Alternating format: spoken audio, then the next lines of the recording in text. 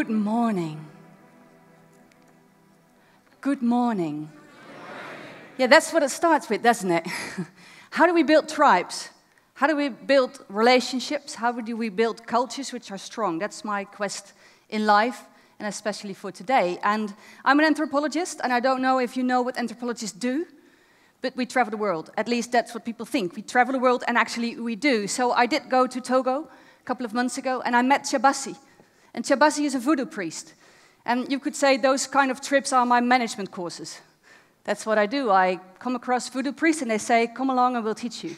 So I went to Chabasi, and he gave me a couple of lessons which, for now, I like to share two of them with you. One is that he said, I asked him, I said, if I talk to leaders in Europe, what should I tell them? He said, well, there's one important thing. He said, I know that in Europe, people forgot where they come from. They don't know their family trees anymore. They don't know where they come from. And if you don't know where you're from, then you don't know where to go. Tell them that they find out where they come from in the context they live in so they know what next step to take. I like that lesson. The other one he gave me, it was an interesting one, because he said, you know, the other thing you've got to tell them, leaders got to eat first. And for the ones knowing the work of Simon Sinek, that's an interesting comment. Leaders got to eat first. And I said, why? He said, because if you as a leader are too hungry and you're not healthy, it's very hard to take decisions which are benefiting your tribe, because you probably take decisions which are benefiting your ego. So leaders got to make sure that they're healthy. And he said, I know, I've learned that in Europe, you work too hard. And if you're tired, you make the wrong decisions at the wrong moment. It's interesting. So I thought, okay, so you got to eat first, but not all the time, because you keep on doing that. So when crisis hits, you got to eat last, right? So I think we as leaders need to make sure that we got our leadership diet right. We eat when we need to, and we have to, and we stop when we don't. So is the balance right? Do you step forward, do you step back? So anthropologists, they travel the world, and that's what I do, and I like to translate what I learn in different tribes all over the world back into business world. But the thing is, you don't have to travel really far. You know, so people do funny things all over the place. And I like to look at those funny things we do regardless where. And then we hit the definition of my field of work, which is, and I love this, anthropology makes the familiar strange and the strange familiar. I love this sentence. So the things you feel are strange, when you take a closer look, they become familiar. They're not that strange. And the things which are very familiar to you, when you take a closer look, it's like really strange you do it like that, right? So if you look at the world like that, that's an anthropological point of view, you're in a constant state of slight to huge confusion. And I love to spread that. So if you're a little bit confused, we're doing the right thing. And in that, my quest is, how do people build strong tribe, safe for diversity, ready for change? Because we're tribal beings. We make groups, we make tribes. A tribe is a group that has set a goal and you want to reach there, and you create ways to get there. What is a strong tribe? If I enter a village, and I walk through the village, and I notice that one part is not talking to the other part, it's not as strong as it could be. If I notice that the people living in the village are not talking to the chiefs, it's not as strong as it could be. If there's the annual fair, but no one wants to go there, something's wrong in the village. Now, I do the same thing in organizations. I enter an organization, I look at the organization as a tribe. And I enter, and I notice that one department is not talking to the other. One team is not talking to the other. It's not as strong as it could be.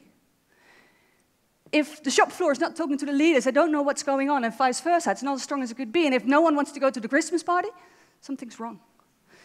A tribe is as strong as the mutual relationships are strong. And that's vital. Because that's the only way we can use our potential. Because in this room, at this very moment, how much potential do we have in the room? Even if you don't know each other, how much qualities, how much skills, how much experiences, how much networks, how much potential is in the room? How much problems could we solve today? Huge. Look at your own department, look at your own organization on a daily basis. How much potential is there? And then the second question is, do you use it? And the only thing to use it is that we got to speak up our minds. Because if we want to use our potential, you got to share what's on your mind and what your thoughts are. And then we hit the second one, safe for diversity. Because diversity is great if it's a variation of yourself. yeah, if it's something different, it's just annoying. You know, you want to go left, someone says, we can go left like this. You say, well, that's funny, that's, you know, additional information, it's innovative, and we go left like this. Never thought of that. You want to go left, someone wants to go right, it's just annoying. Because diversity has to deal with conflict. And we know that we're all different. The chances that at this very moment we all have the same thought is 0. And within this tribe, there are subgroups. If I walk through a city has different areas. Every area has their own subculture. Together, they're one city and not another city. Same in organizations. So we've got to make it safe for diversity. And tribes who fail to do so, they implode or explode. They die. And if we have it safe for diversity, we know how to deal with that, yeah, we're ready for change. No issue. That will just, you know, be the end result of dealing with diversity well. So how do people do that? How do we build strong tribes, safe for diversity, ready for change? And the funny thing is that we can think of all new ways of doing so. But the past 50, 60,000 years, you know, we got a lot of experience as a human tribe across the globe. And so many changes already happened. So we can learn from what we already know and how to build future tribes with century-old human wisdom. Because we're tribal beings, even if in our own office spaces. So we live in a world in which nothing has meaning of itself, and that's a very important sentence. Nothing has meaning of itself. Every behavior just is. If I ask you, hit someone in the face, is that good or bad? It depends, right? I mean, some people ask for it, so you just, that's how it works. But when it's a boxing ring, it depends on the context. Nothing has meaning of itself, people create the meaning, and that creating of meaning, that's called culture. People shape cultures, cultures shape people. Together we have to decide what we find beautiful and ugly, what we find good and bad, what we find right and wrong. And those frameworks, they give us guidance. Now, the same we do in organizations. And then every group, regardless where, they have to answer a couple of questions. You could say those are universal questions. Questions like, you know, what do we do with leaders? What do we do with feedback? Quality-driven. Differences between men and women. And every tribe finds things they feel very important in answering those questions. They feel valuable.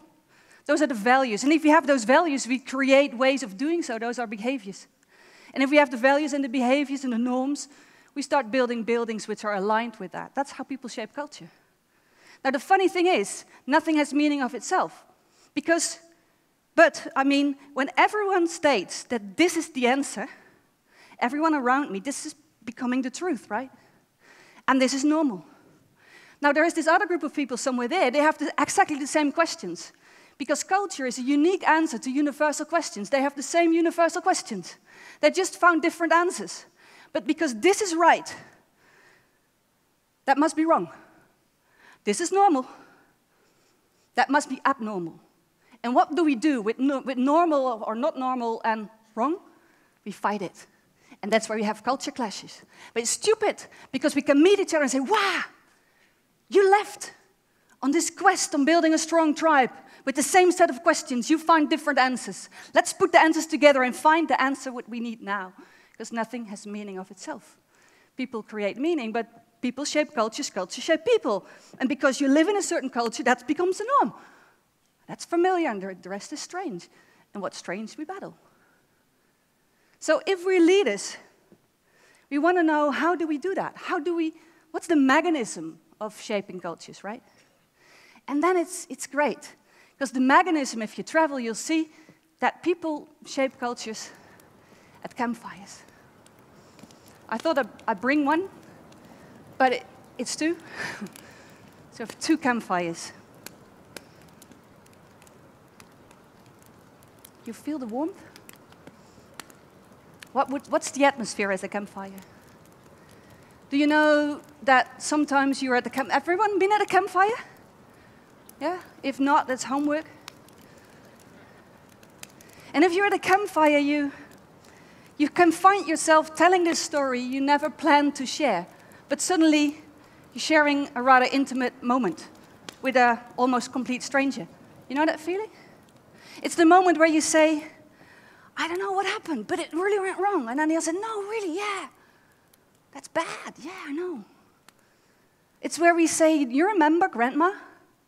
Yeah, I remember that. At campfires, we share stories. At campfires, we shape culture. Campfires are transformational interaction moments. Now, every tribe can only shape, every culture can only shape when we interact. We have to meet each other. And there is, in a way, two different types of interaction processes. And I like to summarize them in their bullet point meetings and campfire conversations. So you have, I think, do you have meetings? Yeah, a lot, right? And it's fine, but those are transactional meetings. It's the ordinary stuff. So you organize and reorganize what's already been organized. You do that in bullet points and spreadsheets. Very effective, it's good. It's transactional meetings. But when I was studying in Botswana at a tribe, in the evening it was cold, the campfire would start and everyone would be there. And then the conversation shifts, right? And that's where we start shaping and reshaping what we believe in. Those are campfire conversations, transformational conversations. So the question then to you is, in your organization, do you have enough campfire conversations? And for many, we cut them out because we don't have time for that. We have back-to-back meetings. But stupid, because then you lose out on shaping the culture and reshaping it. We need to have campfire conversations, conversations in which we are genuinely interested in what your thoughts are. And I am willing to change my mind if I listen to you. I'm willing to be touched by your emotions. I'm actually a human being at the campfire and not just my job profile. I need to say, I need to stress that I mean campfires, that's a metaphor. Yeah, and maybe you think it's silly, but we do get phone calls, people saying it's such a hassle. It's true story. So you've got to create the atmosphere in which we can actually meet each other. And therefore, the crucial bits in building tribes and shaping cultures are interaction, decision-making, and leadership processes. Do we have the right type of interaction at the right moment? And when we interact, we have to decide, because nothing has meaning of itself. Together, we have to create what's right, what's wrong, what's beautiful, what's not beautiful, what's ugly and not, you know. And therefore, leadership, because it's about power as well. Because you have this one very, very important campfire conversation. We call it strategy session. Then the question is, who can join the campfire? And that's where power hits in. Because can I join the doing? Can I join the talking about the doing? And then can I even decide what's going to be? If you want to use the true potential of a tribe, it's got to be safe for diversity. We got to have the right perspectives at the table. If not, we take decisions for people without connecting with them, and usually they're not very happy with that. And that's called inclusion. So how are the levels of inclusion in your organization? Do you really listen to all perspectives, or only the ones who wear a gray suit and a tie? Inclusion. Strong tribes, safe for diversity, ready for change. And in that, we know that we're tribal beings. We create groups. That's what we do. We create loyalties together. And in our mind, I think in our collective mind, over the past 50, 60,000 years, we used to live in traditional tribes. Our brain is kind of wired to that. We live in tribes which have clear boundaries. There's one language, one belief. We know where we're going. There's clear chiefs. And there's traditions which are important because we have to learn where we go to. And the ones who have knowledge have power. It's cool. But most of us live and work in modern tribes. And they have a very different texture. The boundaries are not that clear. You know, people, suddenly clients almost become your customers. It's going very fast. You have to work with different people. You have co-creation groups. You're multilingual, so you have to learn different languages. Literally, like English or French or German, but also looking at the jargon of your profession. So it's more diverse. We need to be flexible, and that's kind of clashing. So what we need to do, we need to build relations, not just with the people like our blood kinship, people we know, we trust, we look like us, but we have to build relations with strangers on a daily basis. And we find that difficult as tribal beings. So how do we build relations with people around us? Let's look into that, the type of possibilities we have. You know, this might be too close if you think about that particular colleague, but it's an option. You know, you can work with this. But maybe you find, now if I think about the networks I work with, in network organizations or strategy sessions or the different competition you work together, you say, I do that because of sheer love. You know, I met you, you have such, I love your service. Let's work together. That can be. It's like romantic love. And then you build a business together. Sometimes it happens like, oh yeah, let's do this. And then you've got to build the structures. But many times it's not like that. It's more like a strategic decision. It's like the tribes in Vietnam, where they have the tribes living in the mountains. They have strategic connections with the people living at the coast, and they marry together. So you know that if you have blood relations floating, you won't fight each other, so you know where to go. And I think it's the same when we think about organizations. You work with the competition in a network organization, or you do a merger because of strategic, and then you gotta grow love. How do you grow love? At campfires, not in bullet point meetings. So again, do you have enough campfire conversations? You can also say, you know what, we build a wall. You know, if you look in history, that's a very, very effective way of dealing with the other for a certain period of time. Because if you build a wall, it always takes a lot of strength to keep it up. It's a Chinese wall, but in history, we've built lots of walls, and we try it again just now.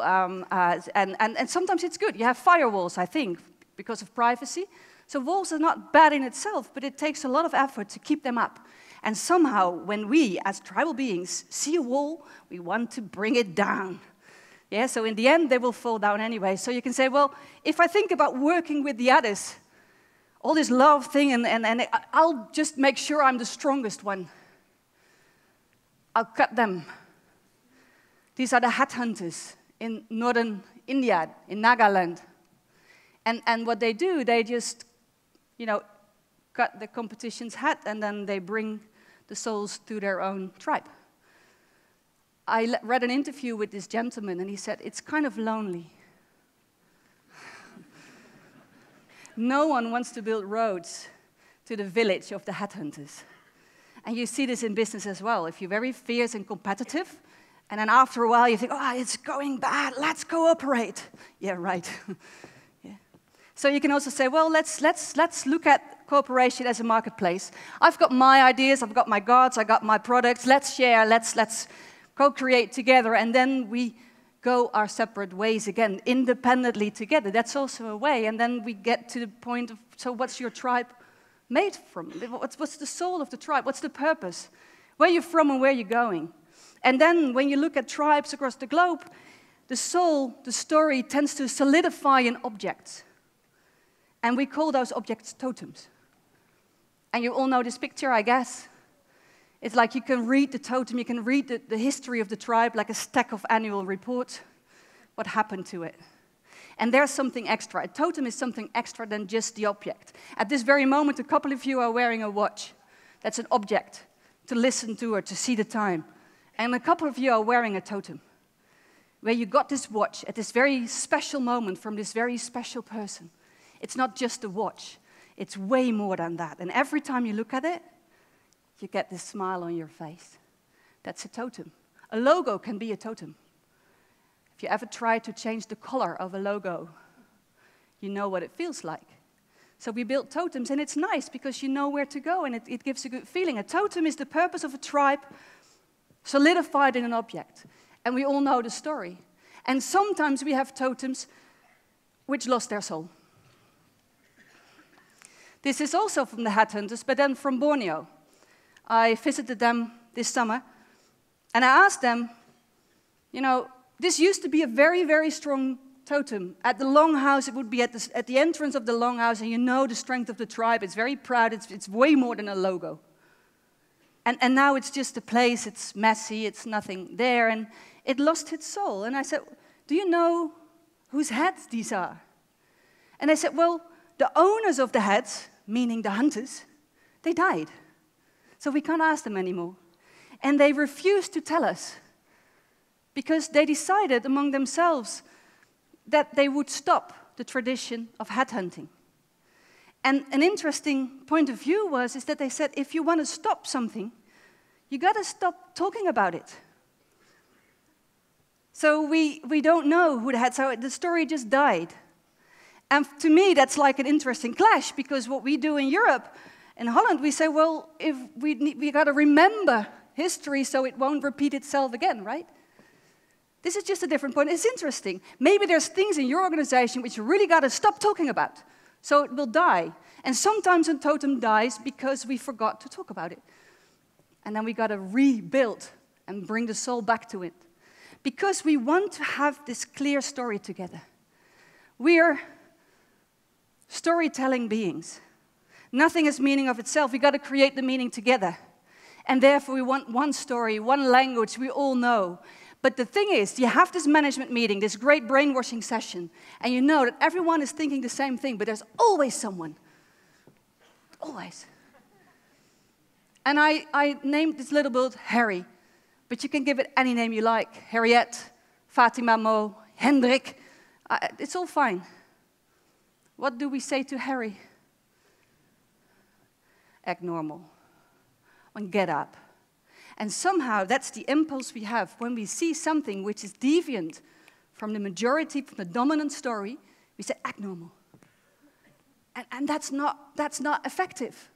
Because if you have a different point of view and you know it will add to the potential of your tribe, but you have the feeling that the people around you will say, you won't say it. Strong tribe, safe for diversity, ready for changes, but not safe for diversity. People start doing these kind of things. And we call that psychological safety, right? We got to build a safe tribe in which everyone can add their wisdom. So we got to make sure that what needs to be said can be said, right? It's as easy as that. But if I can't say what's on my mind, it won't go away. And I'll start doing this type of behavior. I'll make jokes, I'll go slow, I have a poor communication, I'll write an email. At home, I'll say, you can tell daddy. It's a poor relationship. So we got to build campfires, especially when it's going bad. And in that, we built these totems. And those totems, they give us the energy we have to have. And the totem should be a story which gives us identity, but within that identity, there's different stories so everyone can connect. It's like a city with different areas, with different ideas. And it has to link to the past, the present, and the future. That's it. Now, let's recap. You got to have your leadership diet right. Nothing has meaning of itself. We create meaning to it. Therefore, we have to have interaction processes, decision processes, and leadership. We got to be aware of the power balance there. In that, we have all these different relations with different people within the tribe and beyond the tribe. And we are tribal beings. And in those tribal being forming of the tribe, there's always two forces. And they have to be there. And if we're lacking one of them, we're in trouble. Now, what I'll do, I'll explain it. And I have this very embarrassing way to test what the power balance of these forces in this room is. So I give you a head up. So I explain it, and you have to choose. And you probably say, I'm a bit of both. I say, great, then you're a human being, cool. But then I ask you to choose one of them. And then you choose, and there will be this moment where we can see what the different forces in the room are. So make sure you pay attention, otherwise you can't answer the question. Two forces always need to be there. One is the force of power. Every tribe needs to have power. It needs to set a target. There needs to be dopamine in the system. We need to reach our goals. We got to set the boundaries and clear the boundaries. And if this is what we want to do, and this is the goal and the target we set, everything which is in its way, we block it and we create way to move. And this is this force. And we go. And sometimes it's hard, but it doesn't really matter. Because we have the runner high. And we keep on going. And it feels good. And you know this feeling when you have a checklist with things to do, and you tick it, that's what you do. And sometimes you do something which was not on your list. So you take a moment to write it down. So, we have to have power. Tribes without power, they don't go anywhere. And this is courage. Courage to break the path. Courage to do what you have to do. Courage to follow your purpose. And if you only have this energy, you'll die. It's burning energy. So you got to balance it with love. It has a different one. It's like power is the torch, and you put the torches together, you got a campfire.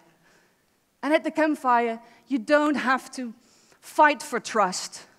You just have it because you're in the same tribe, and you just ask, how are you? And when you share your worries, it's not like you're courageous and vulnerable, you share it, you just share it because that's what you do at campfires. And you ask, how can I help you? It's a different energy floating. And we feel all the same. And if you have too much love, it will kill you too. Because you have to balance it. If you have too much of that, it all feels the same and it feels really, really nice. And if you have too much of that, it feels too competitive. So you got to balance it out. So you need both. There's no good or bad. So obviously, the question is, if you look at your own leadership, are you more power or are you more love? And yes, probably a bit of both, right? Yeah. But if you have to choose, which one are you? Now, this is the moment where it comes to a bit of an embarrassing moment. Because I'll count to 3.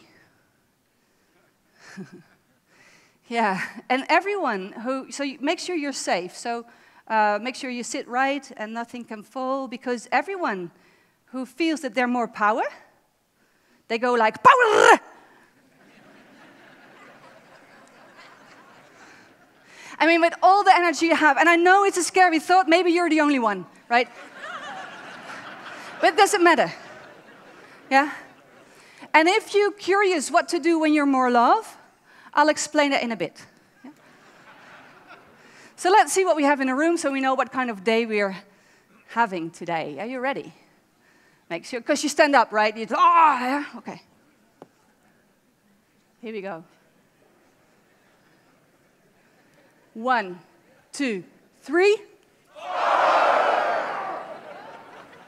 That feels good.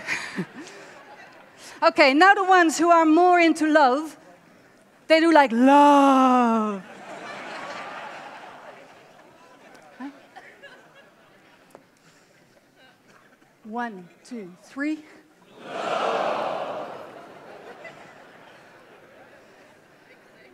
I think we have the right potential in the room to create strong tribes. Tribes which are safe for diversity and ready for change.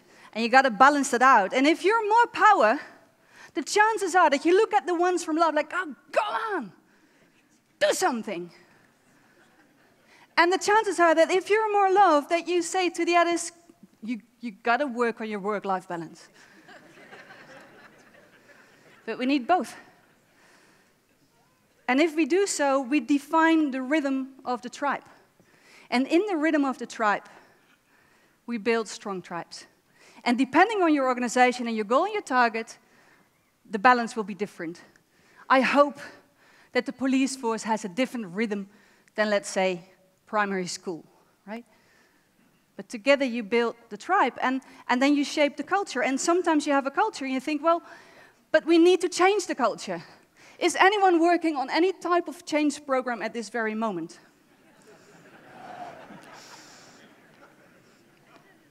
In a way, it's silly in itself, is it? And then and do you know the phrase that people, I'm a bit tired of the change. Yeah, that's because we have a lousy way of organizing it. Culture change. The one thing is usually we don't have to start the change. It's already happening. People are not stupid. Tribes are not stupid. If a tribe, if it's not working, they find different solutions. Because nothing has meaning of itself. We create it together. We find things valuable. We have a certain set of norms and ways of doing, and we build the buildings which align with that. And if it doesn't fit, people find different ways. And they do like this. And now the thing is, what do leaders do when they find out? They do silly stuff. And look how desperate with the yellow and the white and the red thing. It's desperate. Why do chiefs do that? Because they spend a lot of money in creating the system, and you follow the system. But what would a voodoo priest do? What would the shaman do? The shaman has a different role than the chief in a tribe. A chief needs to organize and reorganize the ordinary, needs to reorganize what's already been organized. But sometimes you need to go into the extraordinary and change things. And yes, it will be a mess in the beginning. And the thing is that we tend to think that we got to roll out change, we got to push it and make it really strong. But we got to remember that culture shapes in interaction and decision making.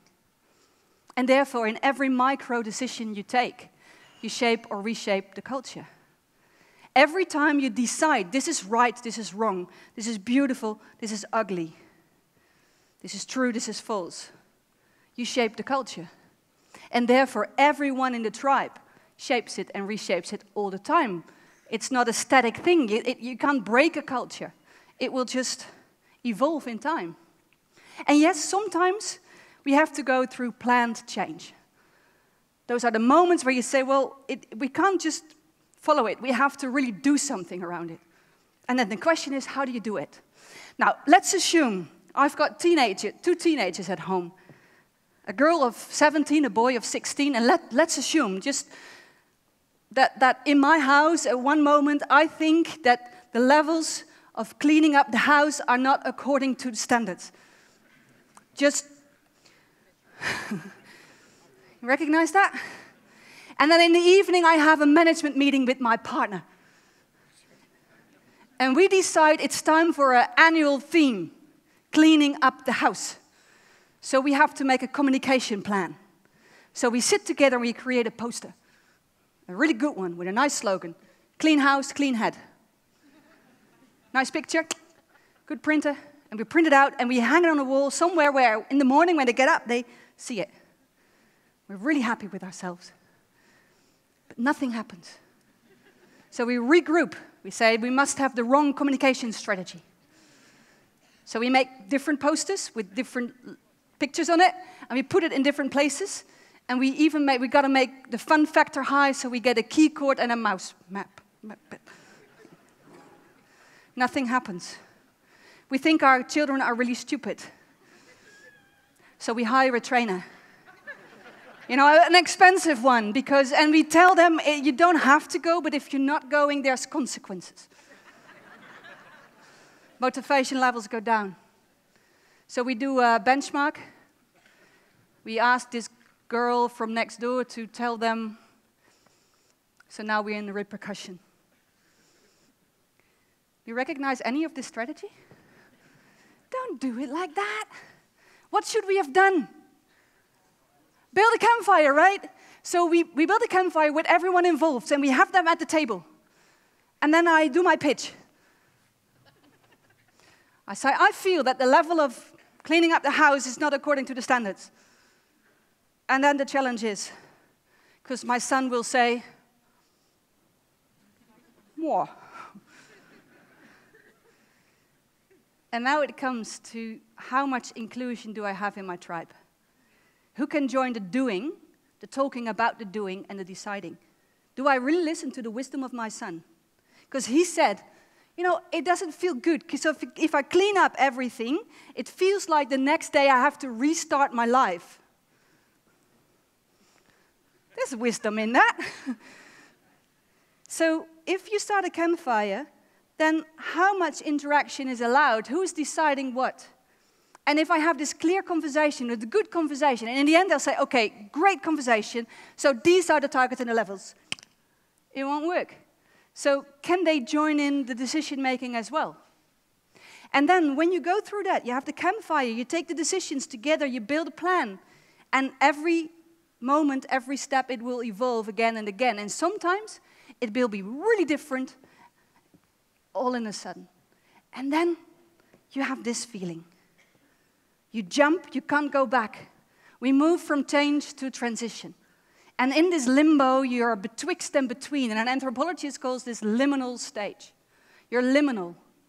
Liminal in between borders. And in this chaotic moment, you don't know where to go. The thing is, in organizations, we think that we change in 2 steps. We've got A, we build up to a kickoff session, and then we've got B. No.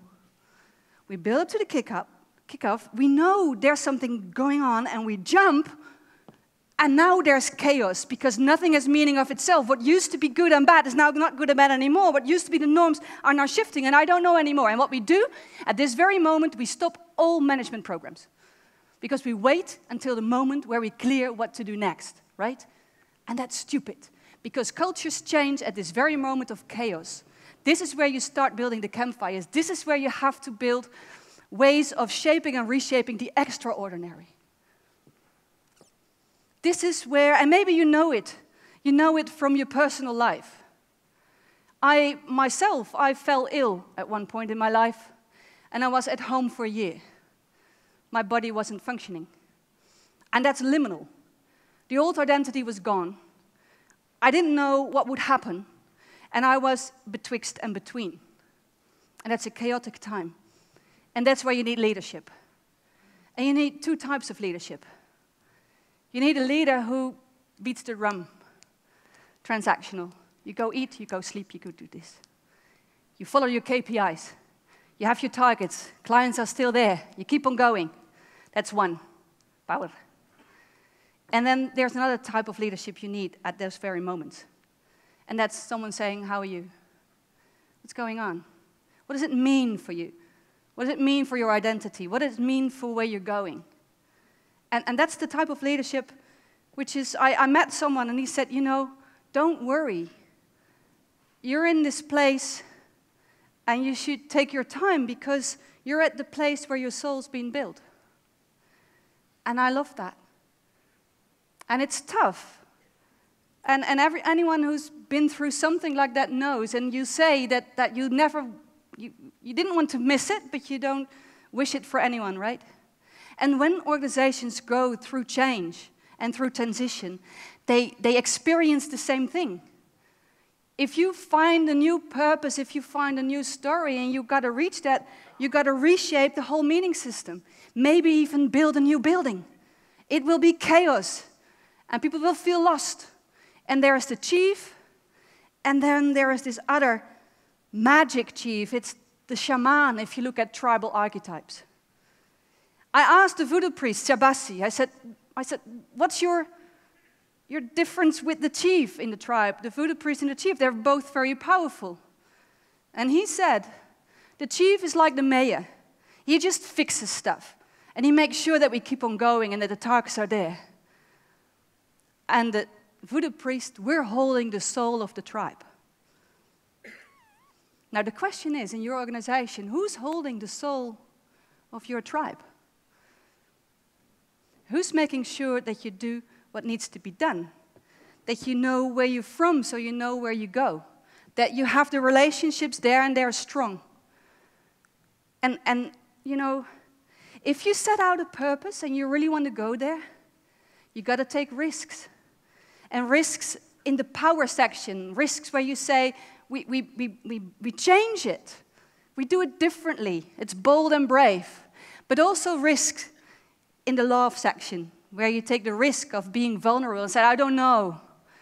Where are we going? And either way, you got to be aware that you have to challenge the truth. And challenging the truth of others is easy. But you got to challenge your own truth. So people shape cultures, cultures shape people. And in doing that, my final words are, I dare you.